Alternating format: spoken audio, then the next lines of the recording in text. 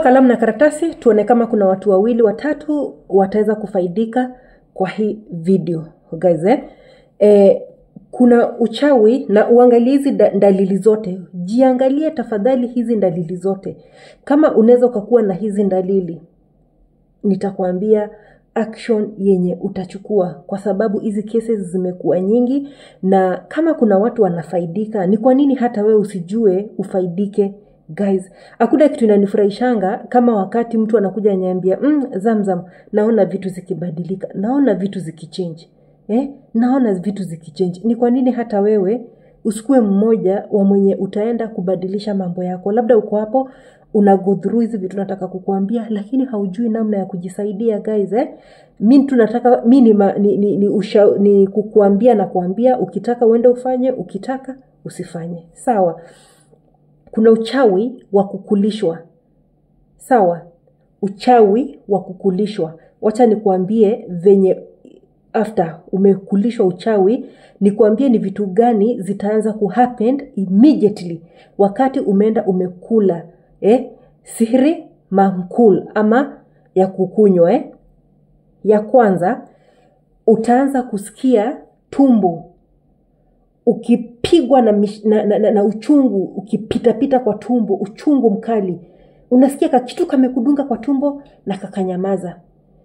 Siku nyingine unakaa unasikia umedungwa na kitu kwa tumbo, na yani uchungu unakuja kwa mara moja na unanyamaza kwa tumbo. Sawa? Utashikwa na gas, unaweza kuwa na gas, na hapo ndio utaanza kutibiwa vidonda vya tumbo, H pylori, haisikii dawa. Unasikianga kuna vidonda za tumbo sugu, havisikii dawa. Hapo ndio utaanza ukikula chakula kidogo, either unaweza lose appetite, choo yako ikakuwa ngumu, kwenda choo imekuwa balaa. Sawa? Na lose appetite. Sawa? Hii kitu itakusumbua, na inaweza ikakusumbua na baadaye ikakuwa ugonjwa mwingine mkubwa sana. Kama hautaweza kutibika kwa haraka, inaweza ikajitengeneza na ikakuwa ni magonjwa makubwa, mpaka unasikia mtu ako na ugonjwa mkubwa. Sihiri ikikaa sana kwa mwili, wanga inageuka inakuwa shida nyingine kubwa. Hiyo ni sihiri makul, uchawi wa kukula. Sawa? Kuna uchawi wa mahaba. Sawa? Uchawi wa mahaba, mtu amekufanyia uchawi iko related na love. Sawa? Kama uchawi wako ni wa love, utaanza kusikia kama una mume na una mke, unaanza kumsikia unamchukia kabisa, utaki kumuona, unasikia moyo wako ukiwa mgumu kabisa na unaumangwa sana, unakuanga na shida ya kifua. Watu wenye wamefanyiwa uchawi sihiri ya love, wanga wanaumwa na kifua, wanasikia kifua chao kikiwa kizito, unakuanga na headaches, unasikianga huku kukiwa kuzito. Sawa? Unasikia mabega yakiwa mazito, unasikia wakati mwingine ni kama unashindwa na kubreathe. Unasikia mapavu yako, lungs zako kubreathe inakuwa ni shida. Wakati mwingine utaanza kuona ni kama uko na asthma na hauna. Sawa? Juu kubreathe inakuwa ni ngumu na unakuwa mgumu kupenda, haupendangi mtu. Sawa? Kupenda mtu upendi, unapigana na watu saa zote, unakuwa na kelele na watu. Yani hata watu wenye ulikuwa unawapenda, hakuna mtu sasa unapenda kukaa peke yako. Unaelewa? Hata watoto wako saa zingine unapata inakuwa ngumu kuelewana na watoto wako, madada zako, mama yako, kwa sababu hiyo kitu iko affected na moyo sasa. Na moyo unajua kazi yake ni nini. Sasa vitu zote zenye ziko related na moyo, kupenda, kutamani, kusikia vizuri, inakuwa wewe hamna. Utashikwa na insomnia, anxiety, na kulala itakuwa ngumu sana, na headaches za mara kwa mara, na at the same time vitu zako zinajifunga. Wakati uelewani na watu, vitu zako zishajifunga. Sawa? Halafu sini hii ya roho, uta notice vitu zako yani zimejifunga. Kitu yote iko related na love, upendi na upendwi. unapigana na watu, kitu kidogo usharukia watu, kitu kidogo, na unapendanga kukaa peke yako. Hiyo utajua kuna mshale, kuna shindano imedungwa hapa kwa moyo. Sawa? Hiyo ni ya pili. Ya tatu, kifungo. Kifungo. Hapa venye mnafundishwa kwa TikTok, kufunga ndio ufunge mume wako asiende. Hiyo kifungo. Unaambiwa mfunge kwanza, usiende. Kuna video nimeona ati unaambiwa usiende kuachanisha mume wako kwanza, mfunge alafu uende umwachanishe. Nikasikia mmeambiwa juu ukimwachanisha ataenda kwa mwingine, kwa hivyo unafaa umfunge. Ile kitu tu nimeongea kwa video nyingine. Wasichana, wanawake, mambo ya kufunga mtu hiyo sio kazi yako. Mwanaume kama kupendi, wachana na yeye. Mume wako kama amekuwa malaya kupindukia, muache. Mbona madivorce tuko wengi huku na tunaishi na tunapumua? Ni heri uitwe divorce kuliko kumfunga mwanaume. Juu si mimi sijui mtakuja kuambiwa na nani. Usifunge mtu. Nimewaambia ukifunga mtu umefunga vijana wako. Na kijana mwenye atazaliwa kwa generation yako ya utumbo, vijana wote wenye watatoka kwa tumbo yako, iwe ni wajukuu, iwe ni watoto wa watoto wako, wote watakuwa wamefungwa. Juu wewe ndio ulianza kufunga. Guys, hii mambo inakuanga serious. Huyo ni jini, umeenda mahali ukafungwa. Ni jini sasa amekufunga. Na atakaa kifunga hiyo generation yote. Ni nini unajua nyinyi mnafanya vitu bila kujua. Kitu ya kuchukua kitu na kufunga, hiyo wacha kabisa. Sasa kama uchawi wako ni wa kufungwa, unaweza kuwa mwanaume ama mwanamke. Mwanamke mwingine akaenda akakufunga, ama mwanaume akakufunga. Hii vitu mnaelewa. Sawa? Kama uchawi wako, sihiri yako iko related na kifungo, kitu ya kwanza, kupata bwana X. Mchumba mtachumbiana, inafika mahali mnaachana. Na ujue bado iko pale kwa moyo. Si ndio? Si nimekwambia pale kwa moyo hakuna mtu unapendanga. Sawa? Haya, hii hakuna kuolewa, kazi inajifunga, kila kitu yako inajifunga, tumbo yako, kwa sababu inakuanga imewekwa kwa uterus. Sawa? Kifungo cha kufunga. Kitu yote ina related na baraka kwako itakuwa ngani hii story. Sawa? Unafungwa uwezi ukazaa, na kama period itatoka, inaweza ikatoka nyingi like kubleed, ama ushikwe na fibroid, ama umefungwa tu uwezi ukapata mtoto. Na hiyo kifungo inaendanishanga na mambo yako kujifunga, kazi upati, ama yani vitu kama hizo zote za kujifunga. Kwa hivyo kitu yoyote, hakuna kitu inakuwa open kwako, na kabla upate kitu unakuwa umestruggle. Alafu wewe sio mtu wa kuomba, wewe sio mtu unajua hizi vitu guys.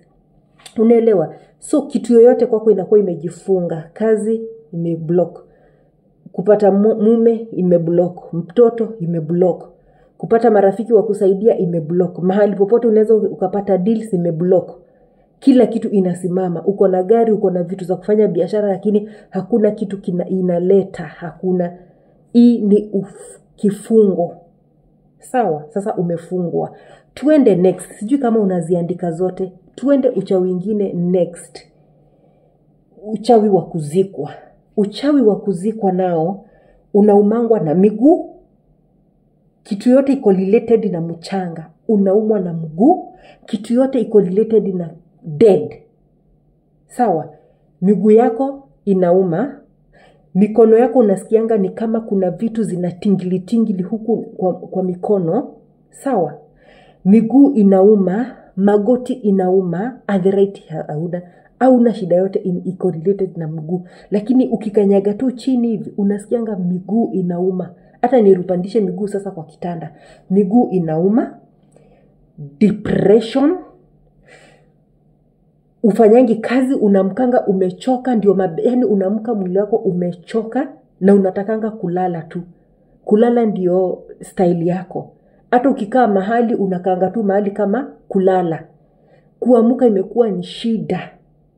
Unanielewa? Unanielewa? Nywele iko hiyo pati ya kifungo cha mchanga. Nywele inakatikanga kwa sababu nywele hazigrow, zimefungwa, zimeoza. Nywele yako imekatika, unapatanga watu wamekatika nywele huku hawana nywele, huku hawana nywele. Mtu anajaribu kila kitu my friend. Ngozi yako inachakaa, yani unakuwa unachakaa kabisa. Alafu saa zote unafikiria tu kujitoa uhai kutoka kwa dunia. Yani wewe unasikia hapana. Alafu nyumba yako inanukanga vibaya. Hata uoshe nyumba yako na nini, harufu mbaya hujui inakujanga, inatokanga wapi. Unanielewa? Harufu mbaya kwa nyumba.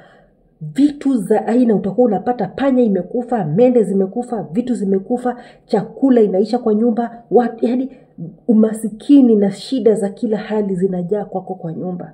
Kwa sababu wewe umeshauawa kispiritual. Ulikuwa mwimbaji, ulikuwa content creator, ulikuwa mahali unaenda ushirika na watu, kuna kitu ulikuwa unafanya, kila kitu inakufa. In fact utaanza kuvutwa kazi, watu wataanza kusema huyu mtoeni anakuanga hivi, kila miradi yote yenye ulikuwa nayo utaanza kuona watu wakikutoa kwa sababu umeshakufa. Unaona? Kila kitu inakufa. Kama ulikuwa na mume anakufa kispiritual, hakutaki, hakupendi, wewe umtaki. Unanielewa guys? Hizi vitu zimekuwa zikifanyika kwa watu. Unaona? Na kitu kingine nikimalizia, unaona wanawake, wakati unaendanga kwa mtu unafunga mume wako ndio mpendane, ama unaenda unafunga mwanamke ndio mpendane. Sawa? Unaenda unafanya 1 2 3, ukifika kwa nyumba mume anaanza kukupenda, ni kama ndio amekuona. Si unanielewa? Sio mume wako anakuanga anakupenda. No. Ni jini ambaye ametiwa hapo.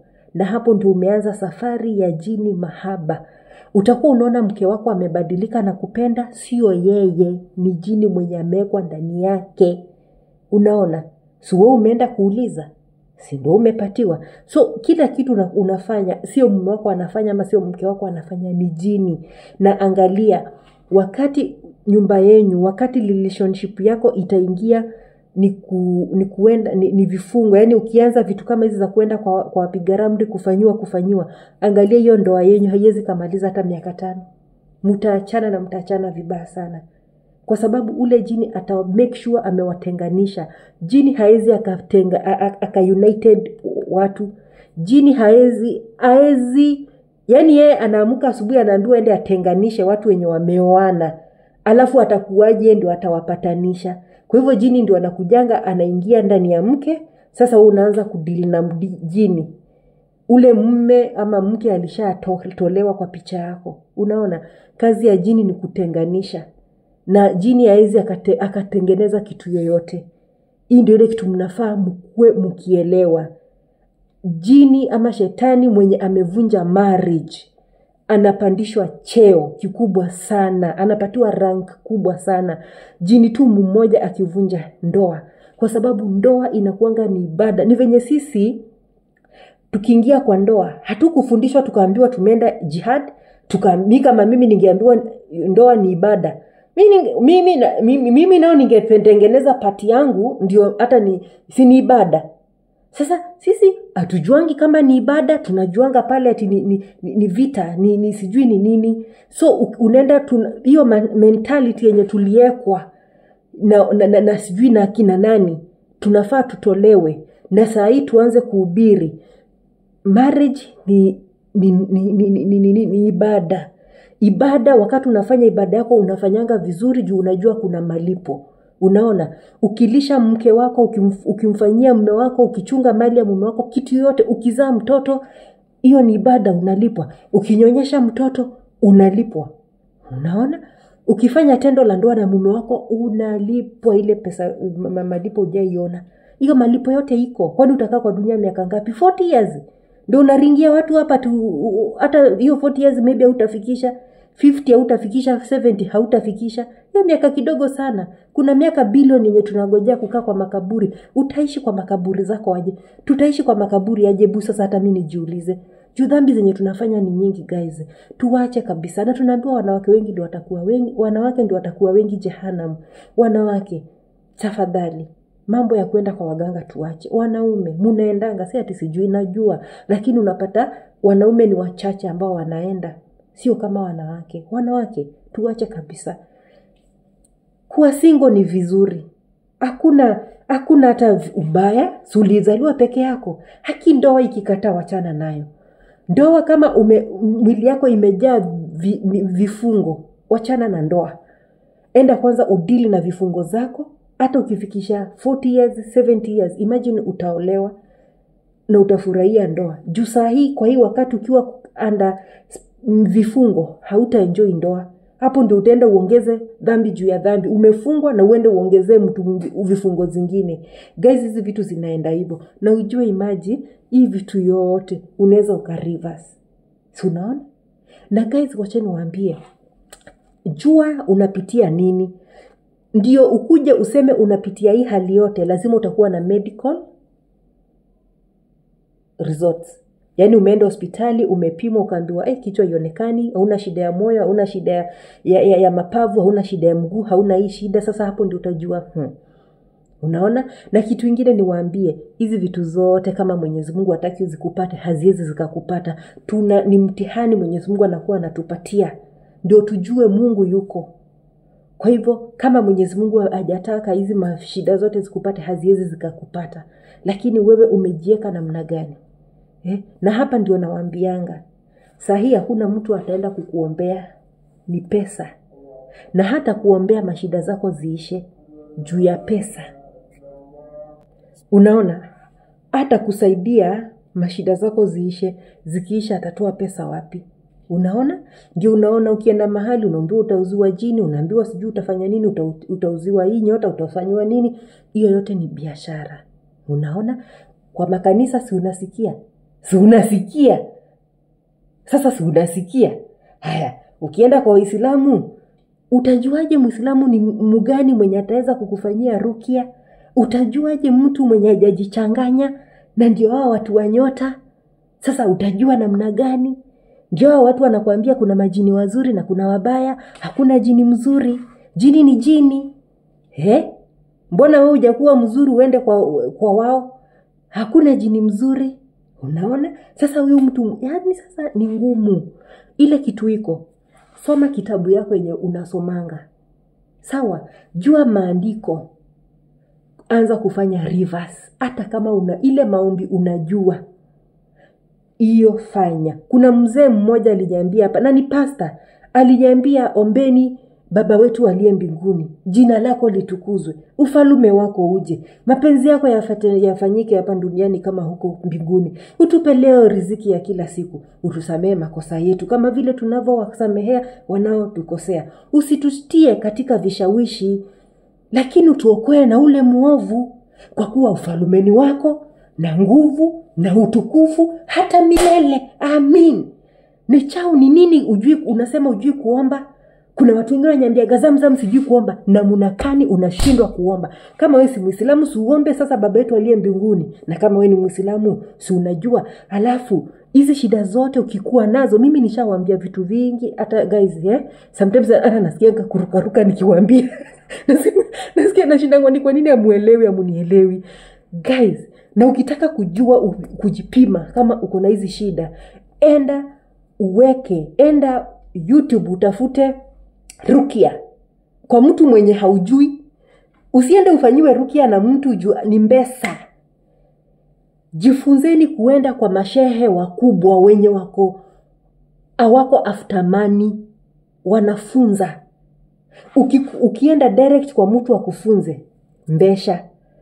Sasa kuna vitu wanaficha na sio mashehe wote. Mimi nakwambia ukweli, kupata mtu mwenye atakufanyia rukia ni nadra, ni shida. Watu wamejichanganya. Sasa tunaambiwa rukia mzuri ni yenye wewe umejifanyia. Si ujifanyie, si reverse. Mahali utalemewa kulingana na visomo, kwa sababu kuna zile visomo za hali ya juu, na hata hizo za hali ya juu, hizi za chini zenye unajua Suratul Fatiha, hiyo imetosha. Juu ndio unajua. Sasa utafanya nini? Mwenyezi Mungu hata kuhukumu si ya ujui. Hiyo yenye unajua mlilie Mwenyezi Mungu kila siku nayo. Piga 70 time, 80 time. Hiyo sura yenye unajua. Mimi usikuja kuniambia sijui Suratul Bakara. Soma Fatiha. Aya Kursi soma. Kuna sura fupi zinafanya kazi mzuri sana. Enda utafute aya yenye correlated na sihiri. Isome. Utaona venye utaanza kureact. Guys, mko na H pylori za kichawi. Mumefungwa. Mko mtu yani guys, na wacha niwaambie, na kama hauna hizi dalili usidhania ati sahi ati ndio uanze kupata hizi dalili, labda hata iko na miaka 20. Hata labda vifungo hazikuwa zako za generation. Unaona? Sasa ndio uweze kujisaidia na kujitibu. Usingojee hizi vitu zote zikupate. Anza saa hizi, hata kama hauna. Kwa hizi macho zote unatembea za watu ukijigamba huku ukipeana ushuhuda wewe. Unadhania macho za watu ziko safe na wewe? Nyoo za watu zinatoa sumu kali, ziko safe na wewe? Uto tushida tudogo uko nato. Tuingine sio tu kawaida, tuingine ni ayun, macho. Guys, fungukeni. Musaidike. Mimi sitaki pesa yako. Ya nini? Itanisaidia na nini? Mimi nafanya kazi yangu, alhamdulillah, kitu yenye napata inanitosha. Enda ujisaidie. Sikiza video, ukikuja kwa YouTube, ukikuja kwa WhatsApp, hapo ndio mimi kwani nitakupatia hii, sitakupatia bure nayo. Juu unaacha video hapa unataka kuja kunisumbua kule. Nichukue masaa yangu yote, kazi yangu nisimamishe? Hapana. Unaona? Lakini ukisikiza full video utasaidika. Hata venye utakuja kwa WhatsApp hivi ndio nitakwambia. Sasa hakuna venye unataka kama uko na pesa yenye utaki kuwatch full video, kuja kwa WhatsApp mimi nitakwambia pesa kidogo kabisa yenye hata wewe sio kitu. Unaona? Mimi sitaki kitu yako. Sikiza video. Unaona? Enda ujisaidie. Jua hata ukikuja kwangu nakwambia unajua kuomba kalas. Kuna home remedies zenye unaweza ukatumia za kutoa hiyo uchawi. Hiyo glue, hiyo kitu iko kwa tumbo, lazima ukunywe kitu ndio itoke kwa njia mkojo. Na unaitoa katika maji ya Qur'an ndio inahitajika. Kuna mafuta zinahitajika. Unaona? Kitu yote yenye utatumia ikuwe iko na maombi. Kama ni maji imeombewa. Kama ni maji unataka kuchanganya na home remedies, ombea. Kunywa itoke kwa njia ya mkojo ama njia ya nini? Utatembea na gasi miaka ngapi? Hata remedies nyingi za gasi ndio hizo unazitia maombi, zinakuponyesha gasi, zinakuponyesha H pylori. Lakini kuzunguka unazunguka na black na magic kwa mwili yako. Uko kwa mitandao unatukana watu, na imagine uko na magic kwa mwili wako. Na unaenda kutukana mtu mwingine. Hujui kama ni hizo magic zinaendelea kukaa. Mungu awabariki, Mungu afungue njia. Mimi nasikianga mzuri wakati mtu amekuja amekaa. Mimi ushuhuda wangu, watu wangu wanajuanga ni wapi. Nimeshafunza watu wangu. Mungu amekufungua. Mungu amekufanyia muujiza. Ukitaka kuja kuniambia kwa private, niambie. Juu sasa mimi sitakuaffect na kitu yote. Unaona? Ukitaka kunyamaza nayo, nyamaza. Lakini vizuri kukuja kusema umesaidika ama hujasaidika. Si Mungu ameenda amekufanyia muujiza unaenda kwa kanisa, nataka kutoa ushuhuda, Mungu alinifungua, Mungu akanifanya. Mwenye alikuwa amekufunga si amejua, si anaenda anakuongeza nyingine. Ni kwa nini hamnanga akili? Nilioga na karafuu nikapost. Okay? Naenda kumdunga ingine. Kwa hivyo hiyo imefunguka, naenda kumdunga ingine. Wewe unadhania ulishapona, kumbe zimepelekwa zingine ile kali, anarudia ingine kali dhania hiyo. Mungu akikoponesha, fanya vitu zako private. Kujianika huku kwote, unajua watu wengine nyinyi pia ndio mnajisababisha kurogwa. Unajianika huku kwote, unajianika nini? Nani anataka kujua maisha yako? Nani anajua kujua ulikula nini? Nani anataka kujua umefanywa plastic surgery? Nani anataka kujua uso yako ni nzuri ama si nzuri? Na unajua binadamu hana nguvu ya kuweza kupenda kitu kizuri, anapenda kuharibu. Hiyo ndio kazi ya binadamu. Unaona? So, video zangu ni refu. Juu sasa mimi hivyo ndio nakuanga. Na wewe unakuanga hivyo, upendi video refu na mimi sijui kutoa fupi. Ubarikiwe. Jisaidie. Kama unapitia challenges kama hizo, kama ni za kifua, kwanza hii ya kifua inakuanga ni rahisi sana kudeal nayo. Miguu rahisi. Sina waambianga hizi vitu. Nikiwatolea tu video tufupi tu yenye nawaambia vitu kama hizo, hamuonangi. Nikitoa hizi refu pia msikizi, mnataka ngaji. Enda kwa video zangu usikie nimewaambia nini kuhusu miguu, nimewaambia nini kuhusu mikono. Ukishikwa na ukijikuna tu pesa tunatoka. Unaenda unaanza kuambia watu najikuna na hiyo pesa itatoka wapi? Unafungwa. Wewe kazi yako ni kuja kuonyesha watu huku venye wewe wewe ni wale watu wa sijui metawata. Wewe ni leta M, leta P, leta K, U. Unaonesha watu mikono yako hivyo. Na unajua kuna uchawi wa mikono cards. Mtaerevuka lini? Unakuja kuonyesha watu kwa mikono yako. Waione kwa bahati mbaya yangu mnaionanga kwa bahati mbaya. Lakini si ati nikuje nifanye hivyo nini? Mimi sasa mimi ni wale wako na pesa. Pesa mbarikiwe. Mtalike video ama mtalike juu sasa inabidi niwaulize mtalike. Kama utalike alhamdulillah, shukran. Na kama hautalike alhamdulillah, Mwenyezi Mungu anatuambia tushukuru kwa kila hali. Alhamdulillah. Sawa. Mimi yangu ya mwisho ni kuambia mbarikiwe.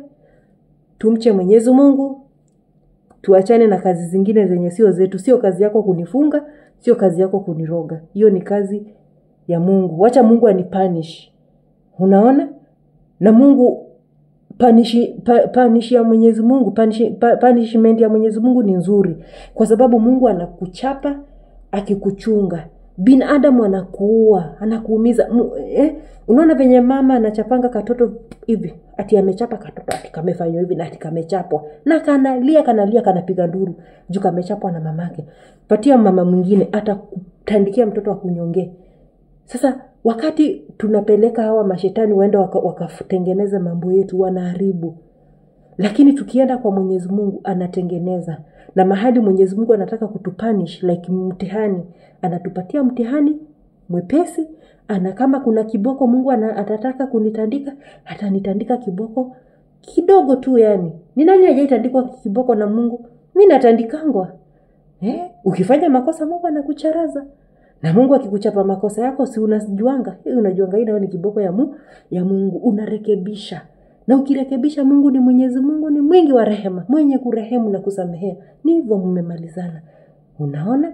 So, challenges unaweza kuwa unapitia mitihani. Unafaa uelewe mitihani na ujue namna ya kwenda kutatua mitihani yako.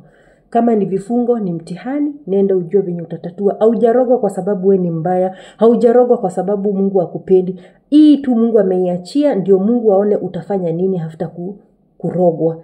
Mungu yuko tayari kukusaidia na Mungu anaona, na kama angependa kukosa kukupatia huo mtihani angesema huu utakupata.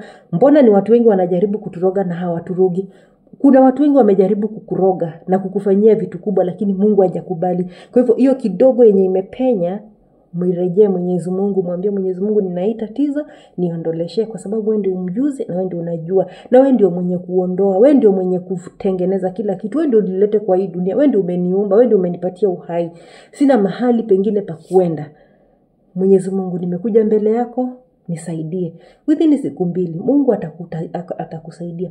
Hivyo ndio tuna survive mbona?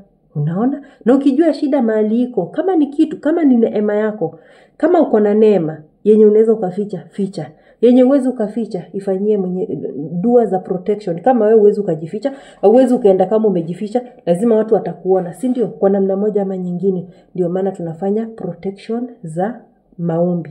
Unaambia Mwenyezi Mungu nikinge na mashetani wabaya, nikinge na kila shari, nikinge na macho ya binadamu, nikinge na vifua chafu, watu wachafu, watu wabaya, mbole anduma setani, nikinge na wao. Wasiweze kunidhuru kwa namna yoyote Mwenyezi Mungu. Unaona? Kwani unadhania Mwenyezi Mungu atakukinga? Kwani unadhania kufikia hapo umefika? Umefika kwa uwezo wa nani? Umefika kwa uwezo wa nani? Umefika kwa uwezo wa mpiga ramli ama magician? Umefika kwa uwezo wa Mwenyezi Mungu. Msifanye hata mimi nipandishe sukari. Nasikianga vibaya sana wakati naongea na nyinyi na mmeniangalia hivi na munielewi na video hata mtamaliza na mtanitukana. Ukinitukana na wewe na hii tusikizane. Wewe ukinitukana saa 9 ya usiku. Saa 9 ya usiku tutaonana na wewe. Saa 9 ya usiku tutaonana na wewe na kupatiana kwa mikono ya Mwenyezi Mungu. Naambia Mwenyezi Mungu, huyu hata ni buli. Sijamkosea, sijamfanya chochote. Wewe msukule mwenye unatumika hapa kama msukule social media mimi sitatoka kwa social media juu yako. lakini wewe ndio utatoka.